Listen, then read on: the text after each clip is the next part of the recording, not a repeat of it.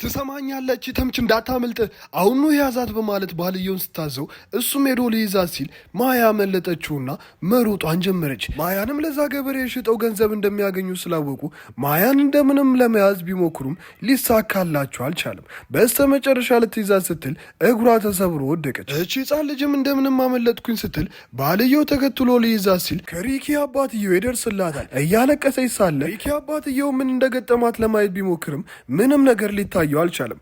ልጁንም አቅፎ ወደ ቤታቸው ይዟት ሄደ።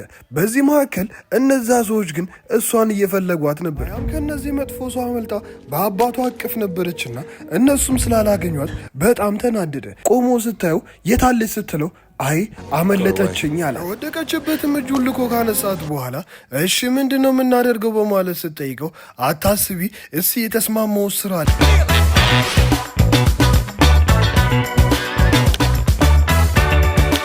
አለ እሱ ካሽ ወደ አካውንቴ ከገባ አሁኑ ችግራችን ይፈታል በማለት ነገራት። በሚቀጥለው የሚያሳየን ሚያ ተኝታ እናትና አባቷ በእንክብካቤ ሲያስተኟት ነበር። ሚያ እንደዚህ አይነት እንክብካቤ አይታ አታውቅም። እናትና አባትም ልጃቸው ከተፉ በኋላ ልጃቸውን እንደዚህ የመንከባከብ እድል አልነበራቸውም። ቤታቸውም ሰላም አልነበረም። ታዲያ እናትዬ ወደ ክሪኪ በመዞር ባሌ ምን እያሰብኩኝ እንደሆነ ታውቃለህ? ሚያ የኛ እድል ናት ስትለው አዎ ሚያ ቤታችንን ሰላም አድርጓለች። አንቺም ከዛ ጭንቀት ድነሻል። እኔም ከመጥፎ እድል ድኛለሁ። ኤቫን በእግሩ መራመድ ችሏል። የጥሩ እድል ሲሳይ ናት በማለት ነገራት። እናትየውም ያለበት የፋይናንስ ጉዳይ በጣም እያሳሰባት ስለነበረ የኔ አባት ነገ ለማድረግ ያሰብከውን ኢንቨስትመንት እንዴት አሰብክ ስትለው የጨረታውን ወረቀት ወስጃለሁ። ነገ እንግዲህ የሚሆነውን ነገር አላቅም። እስካሁን ድረስ ማረጋቸው ጨረታዎች ስኬታማ የላቸውም። አሁን እንደዛ የሚሆን ደግሞ ከሆነ ድምጥ ማጣችን ይጠፋል።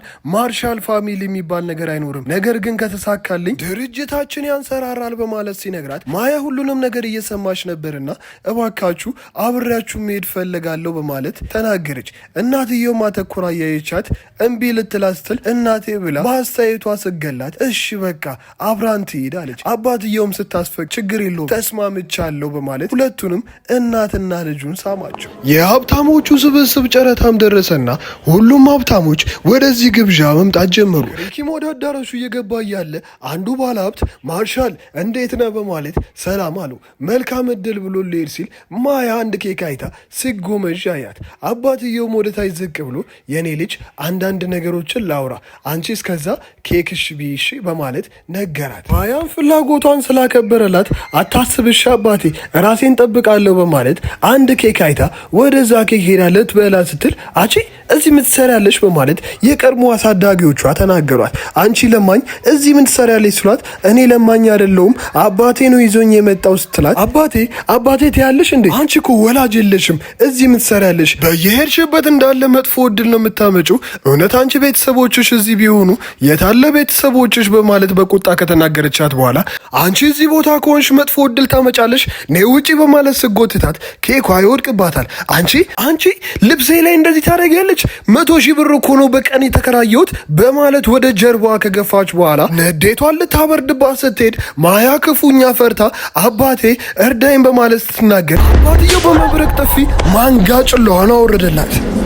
ወደ ማያ ዞሮ ልጁን ካነሳት በኋላ እናንተ ማንንም ብላችሁ ነው የኔን ልጅ እንደዚህ የምትመቻት በማለት ሲናገር እንዴ ልጅ ናት እንዴ በማለት ሲናገር ማያም አባቴ ያሳደጉኝ እነሱ ናቸው በማለት ነገረችው። እናትየው ማሳዳጊያ በመምጣት ይኸውልህ አታውቅም ይሆናል ልንገር ብዬ ነው እሷ የመጥፎ እድል እንዳለ ምንጭ ናት በማለት ስትናገረው ይኸውልሽ ስሚኝ እሺ እኔ ማያ እነሱ የፈለጉትን ነገር ይበሉ እቺ መጥፎ ሴት ናት አንቺ የማርሻል ጥሩ እድል ነሽ ቤተሰባችን ካላንቺ መኖር አይችልም ማለት። ታዲያም በመነሳት ወደ እነሱ ፊቱን አዙሮ እናንተ ሁለታችሁ ማያን ግን የት እንዳገኘናት ታውቃላችሁ? በባዶ እግሯ ተረባ ነበር መንገድ ላይ ያገኘናት። ልጅን እንደዚህ ነው የምታሳድጉት ወይ በማለት ሲናገር እንዴ ልጅ እንደዚህ ያሰቃያሉ እንዴ በማለት ታዳሚዎቹ ሲነጋገሩ ሩኖ እንደዚህ አይነት ሰው እንደሆነ አላወኩም ነበር ሁላችንም ላይ ተጫወተብን በማለት ሲናገር ሩኖን በመናደድ አንተ ከኔ በላይ ለመሆን ትሞክራለህ እንዴ? ሁለታችንም ተመሳሳይ የሆነ ግብዣ ተጋብዘን የመጣ ነው። እኔን ልታሳንሰኝ አትችልም። ይኸውልህ ሁሉም ኢንቨስትመንቶች እንዳለ ስኬት የላቸውም። ዛሬ ደግሞ ስኬትን እንዳለ ታጠዋለህ። የዛኔ ግን ድምጥ ማጤ ይጠፋል በማለት ሲናገረው ሚያም በዚህ ሰዓት አባቴ አታስብ፣ እኔ ካጠገብህ አለሁ አለችው። ታዲያ በዚህ ጊዜ የፕሮግራሙ መሪ ፕሮግራሙ እንደጀመረ ማሳወቁን ጀመረ። ታዲያ በዚህ ጊዜ ሁሉም መሰባሰብ ጀመሩና የፕሮግራሙ መሪ እያንዳንዱን ህግ መናገር ጀመረ። ከዚህ ሁለቱ ዋሻዎች ላይ አንደኛው ላይ በጣም ብዙ ወርቅ አለ፣ አንደኛው ላይ ደግሞ ምንም ነገር የለም። ይህንን የሚወዳደሩት ባለሀብቶች እነዚህ ናቸው በማለት ሁሉም ባለሀብቶች መደርደር ጀመሩ። ያም አባቷ እንዳይከስር ስለፈለገች በስውር ኃይሏ የትኛው ውስጥ ወርቅ እንዳለ የትኛው ደግሞ ባዶ እንደሆነ ካየች በኋላ መደሰት ጀመረች። የፕሮግራሙ መሪን በመቀጠል አንደኛው ላይ በጣም ብዙ ወርቆች አሉ፣ አንደኛው ላይ ደግሞ ምንም የለውም በማለት ተናገረ። ታዲያ ክሪኪ በጣም እየተጨነቀ ነበርና ከዚህ በኋላ ከከሰርኩኝ ድርጅቴ እንዳለ ድምጥ ማጡን ይጠፋል በማለት እያሰበ ነበር። ታዲያ በዚህ ጊዜ ሪኖ መጣና አውቆ በትከሻው ከገጨው በኋላ አንተ እቺ ማትረባዩንች ልጅ ሰምተህ ይህንን ኢንቨስት ልታረግ ነው? ይኸውልህ በኋላ መመለሻ ታክሲ እኔ ነኝ የምሰጥ ሲለው ሁሉም ሰው መሳቅ ጀመረ። እቺ ሚስትየውም ወደሱ በመዞር ይኸውልህ ድምጥ ማጥ ነው እሺ የሚጠፋው ስትለው ትሰማኛለህ ሩኖ በጣም ታግሻለሁ። ከዚህ በኋላ ስለ ማያ አንድ ነገር ብታወራ ከዚህ ይኸውልህ ዋሻ መውጣት አትችልም አለችው። ማያም እባክህ አባቴ እነሱን አትስማቸው፣ የትኛው ጥሩ ድንጋይ እንደሆነ እንምረጥ በማለት አባቷን ወደ ድንጋዩ ይዛው ሄደች። በዚህ ጊዜ ሁሉም ተጫራቾች የትኛው ድንጋይ ውስጥ ነው በጣም ብዙ ወርቅ ያለው በማለት ሲናገር እሷም ማያም በመዞር አባቴ ይኸውልህ ነገር የለም እዚህ ድንጋይ ውስጥ ነው ወርቅ ያለው በማለት ተናገረች። የእነዚህ ድንጋዮችም ሲምቦል የሁለቱን ዋሻ የሚለይ ነው። አባትየውም ክሪኪ እሺ የኔ ጣፋጭ በአንቺ ፕላን እንሄዳለን በማለት ነገራት። ጨረታው ተጀመረና የጨረታው መነሻ 5 ሚሊዮን ነው፣ ከዛም በላይ ደግሞ መገመት ትችላላችሁ በማለት ተናገረ። ታዲያ ጨረታውም ሲከፈት 12 ሚሊዮን 15 ሚሊዮን በማለት ተናገሩ።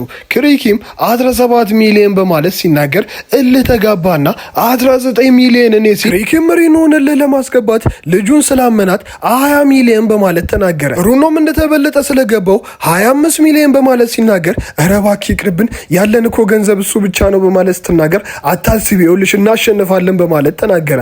25 ሚሊዮን ሩኖ አሸንፈዋል በማለት ለሩኖ እድሉ ተሰጠው ቅድሚያ። በመቀጠልም ጨረታ ውስጥ የገቡ ሰዎች ብቻ የሚመርጡት የትኛውን ድንጋይ ትመርጣላችሁ ሲባል እኔ በግራ በኩል ያለውን መርጫለሁ በማለት ሲናገር ሰዎቹ እንዳለ ይሄ እብድ ነው እንዴ እሳ እኮ ግራ በኩል ያለው ምንም የማይረባ ድንጋይ ነው በማለት ጥናት አጥኚው ተናገረ።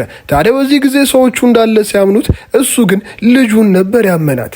ሁሉም ያመነው ያኛው ድንጋይ ላይ ነበርና እባክህ ጌታዬ ሀሳብህን ቀይር፣ ያ ድንጋይ እኮ ምንም ነገር የለውም ካልሆነ ግን እንዳለ ድምጥማጣችን ይጠፋል ሲለው ይሄም ሩኖ ይኸውልህ ከዚህ በኋላ ግን ከኔ ፊት ለፊት እንኳን መቆም አችልም፣ ይሄንን ወርቅ የማገኘው እኔ ነኝ በማለት ሲናገር እቺም